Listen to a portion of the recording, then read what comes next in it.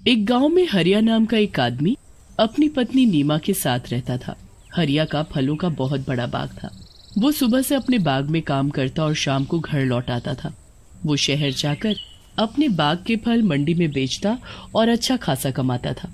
हरिया के घर में किसी चीज की कोई कमी नहीं थी। एक दिन हरिया हमेशा की तरह सुबह सुबह बाग में जा रहा था कि तभी उसकी पत्नी नीमा उसे आवाज देती है, अजी शाम को मेरे घर के लिए भी थोड़े से आम ले आना।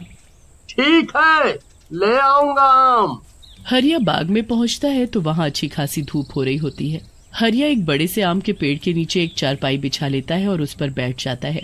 उस पेड़ पर बड़े ही पके हुए और बढ़िया आम लग रहे होते हैं। अरे वाह, क्या आम लगे हैं, इसके तो अच्छे पैसे मिलेंगे। एक काम करता हूँ, इसी में से नीमा के लिए आम ले जाऊंगा, वो बड़ी खुश होगी। हरिया पूरा दिन बाग में काम करता है और शाम को घर जाते वक्त उस पेड़ से कुछ बढ़िया बढ़िया आम तोड़कर रख लेता है। उसके बाद हरिया घर के लिए निकल पड़ता है। घर पहुंचकर हरिया नीमा को आवाज देता है, हाँ जी मैं आ गई, बताओ ना क्या लेकर आए हो। तुम्हारे पसंदीदा आम। आम? सच्ची? हाँ हाँ सच। चलो जल्दी से ठेले से आम निकाल लो, फिर आराम से खाने के साथ खाएंगे। नीमा जैसे ही थैले को खोलकर देखती है तो उसे बड़ा ही गुस्सा आता है। ये क्या है? अरे क्या हुआ भाग्यवान, क्यों गुस्सा हो रही हो? ऐसे खाए हुए आम देखकर कौन गुस्सा नहीं होगा। पूरा थैला बस गुठलियों से भरा पड़ा है। गुठलियों से? कैसी बात कर रही हो नीमा, मैं खुद ताजे ताजे बढ़िया आम तोड़ कर लाया हूँ, तो रास्ते में आते आते इन्हें कौन खा गया? वो मुझे क्या पता, अब मैं जा रही हूँ सोने, और दोबारा मेरे साथ ऐसा मजाक मत करना। हरिया को समझ ही नहीं आता कि आखिर थैले में रखे हुए आम गुठली कैसे बन गए। वो उस रात यही सोचते सोचते सो जाता है। अगले दिन जब वो सुबह उठकर फिर से अपने आम के बाग में जाता है, पूरा दिन वो बाग में काम करता है, फिर थककर उसी आम के पेड़ के नीचे चारपाई पर सो जाता है। पेड़ पर बैठी चुड़ैल गुस्से से हरिया को देखने लगती है। ये फिर आ गया मेरे आम लेने, ये चाहे कुछ भी कर ले, पर मैं इसे बाग से एक भी आम नहीं ले जाने दूंगी। ये बाग मेरा है, बस मेरा। चुड़ैल पेड़ पर बैठी एक के बाद एक आम खाती रहती है और गुठली नीचे फेंकती रहती है। हरिया के आसपास काफी सारी गुठली इकट्ठा हो जाती है। चुड़ैल को आम इतने पसंद होते हैं कि वो आम खाना बंद नहीं करती। इस बार जब वो आम खाकर आम की गुठली नीचे फेंकती है तो वो सीधा हरिया के सिर पर जा लगती है। हरिया हड़बड़ा कर उठ जाता है। कौन है? कौन है? किसने मुझे मारा? हरिया इधर उधर देखता है तो उसे कोई भी नहीं दिखता, पर फिर उसकी नजर उसके आसपास पड़ी आम की गुठलियों पर जाती है। हरिया उन गुठलियों को देखकर बड़ा हैरान होता है। ये गुठलियाँ यहाँ कैसे आईं? अभी जब मैं यहाँ आराम करने लेटा था तब तो यहाँ एक भी गुठली नहीं थी, तो फिर अब ये कहाँ से आईं? कौन है जो मेरे बाग के आम खाकर मेरे ही पास गुठली फेंक कर गया है? और हिम्मत तो देखो जरा, गुठली मेरे मुंह पर मार कर गया है। जो भी है मैं उसे छोड़ूंगा नहीं। पागल आदमी, इसे कभी पता नहीं चलेगा ये किसका काम है। हरिया फिर से नीमा के लिए ताजे मीठे आम तोड़ने लगता है। चुड़ैल जब हरिया को आम तोड़ते देखती है तो उसे बड़ा गुस्सा आता है। वो गुस्से में लाल हो जाती है। इसकी फिर से हिम्मत हो गई जो मेरे आम लेकर जा रहा है। लगता है इस बार इसे अच्छा सबक सिखाना पड़ेगा। काफी आम हो गए हैं, चलो अब घर चलता हूँ, काफी देरी हो गई है।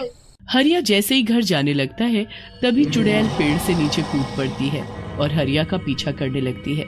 हरिया को उस दिन घर जाते जाते रात हो जाती है। जब वो घर जा रहा होता है तो आसपास बहुत शांति होती है। हरिया को अचानक अपने पीछे किसी के चलने का एहसास होता है। हरिया जल्दी से पीछे मुड़कर देखता है पर पीछे तो कोई भी नहीं होता। अजीब बात है, अभी कोई तो था जो मेरे पीछे चल रहा था, पर यहाँ तो कोई नहीं है।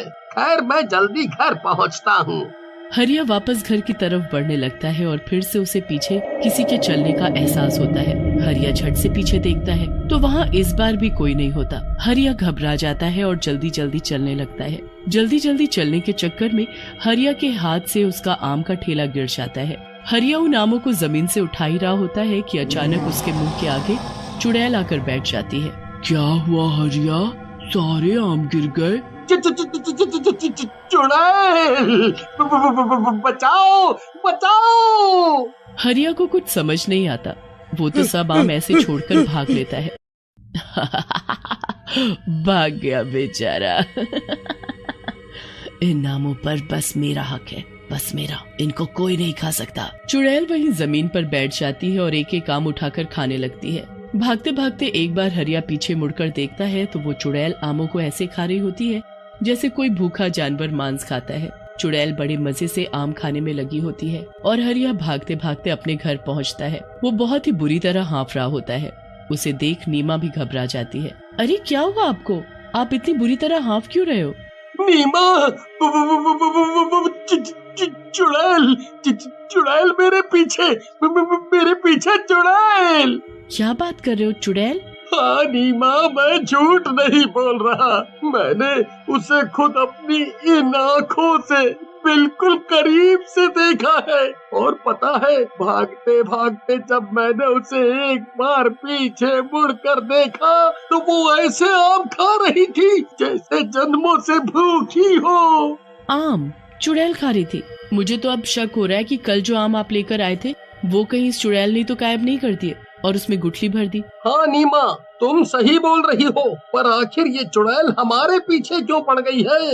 ये हमसे चाहती क्या है? पता नहीं जी, ये तो वही जाने। खैर अभी हम सो जाते हैं, वही ठीक रहेगा। हरिया और नीमा दोनों सो जाते हैं। सुबह हरिया जल्दी उठ जाता है क्योंकि उसे आम लेकर मंडी पहुंचना होता है। नीमा, अरे ओ नीमा, रास्ते के लिए तुमने खाना बांध दिया है ना? हाँ, मैंने सब रख दिया है। ठीक है, मैं पहले बाग में जा रहा हूँ, फिर आम तोड़कर उनको बाजार में शहर बेचने जाऊंगा। आते वक्त मुझे रात हो जाएगी तो तुम अपना ध्यान रखना। हरिया अपनी बैलगाड़ी लेकर बाग की तरफ चल पड़ता है। बाग में पहुंचकर वो पके पके आम तोड़कर टोकरी में भरने लगता है। देखते ही देखते काफी टोकरी भर जाते हैं। उसके बाद हरिया उस पेड़ के पास पहुंचता है जिस पर चुड़ैल रहती है। हरिया उस पेड़ से भी आम तोड़ना शुरू कर देता है। पेड़ में बैठी चुड़ैल हरिया को दिखाई नहीं देती, इसलिए वो बड़े ही मजे से आम तोड़ तोड़ कर टोकरी में भरने लगता है। पर जब चुड़ैल उसे ऐसा करते देखती है तो उसका खून खौल उठता है। इसकी इतनी हिम्मत कि ये फिर मेरे आम लेने की कोशिश कर रहा है। ये मेरे आम यहाँ से नहीं ले जा सकता। हरिया सारे टोकरे एक एक करके बैलगाड़ी में रख कर शहर के लिए निकल पड़ता है। चुड़ैल भी झट से उसकी बैलगाड़ी पर कूद कर बैठ जाती है। हरिया को महसूस होता है कि कोई उसकी बैलगाड़ी में कूदा है और वो जल्दी से पीछे मुड़कर देखता है तो उसे उस बैलगाड़ी में बैठी वो चुड़ैल दिखाई ही नहीं देती। हरिया आगे बढ़ता है। रास्ते में चुड़ैल एक आम का टोकरा खोलती है और उसमें से आम खाना शुरू कर देती है। वो तो कुछ ही देर में पूरे टोकरे के आम खा जाती है। उसके बाद वो दूसरा टोकरा खोलती है और उसके भी आम खत्म कर देती है। धीरे धीरे वो चुड़ैल सारे टोकरों के आम खा जाती है और टोकरों को वापस ढक देती है। कुछ देर बाद हरिया शहर पहुंचता है और टोकरे मंडी में उतार कर आम बेचने लगता है। आम ले लो, आम ताजे रसीले मीठे आम, आओ आओ जल्दी आओ और सबसे बढ़िया आम खाओ। हरिया की आवाज सुनकर वहाँ कुछ लोग आम लेने आते हैं। अरे भाई, आम क्या भाव दिए? बस 120 रुपया किलो, बताओ कितने बांध दूं? पहले आम की शक्ल तो दिखाओ, तभी तो बताऊंगा। हाँ, अभी मैं टोकरे खोलता हूँ। हरिया जैसे ही ढके हुए टोकरे को खोलता है तो उसके होश उड़ जाते हैं। टोकरे में तो बस गुठली ही गुठली भरी होती है। दूसरी टोकरी खोलता है तो उसमें भी गुठली ही भरी होती है। हरिया सारी टोकरी खोलकर देखता है और सभी में बस गुठली भरी होती है। हरिया को समझ ही नहीं आता और वो निराश होकर घर वापस आता है और नीमा को सारी बात बताता है। ये हो ना हो उसी चुड़ैल का ही काम है, इसका कुछ करना पड़ेगा।